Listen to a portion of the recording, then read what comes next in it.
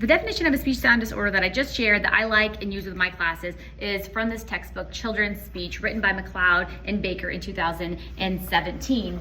And it says that a speech sound disorder is difficulty with what I call PMP. I encourage my students to remember it in that way, PMP. So difficulty with perception, motor production, or the phonological representation and organization of those phonemes or sounds in their brain that results in decreased intelligibility, difficulty producing sounds accurately in order to be understood by others. But what does that really mean? Let's break that down. So perception, that could be a hearing impairment, right? If we're not hearing sounds accurately, that could impact production, but it could also be how sounds are perceived, meaning, when you put two words side by side, bite and bike, maybe in that child's mind, those sound the same. They're not able to discriminate. The perception of those is off, and that's resulting in difficulty producing sounds accurately.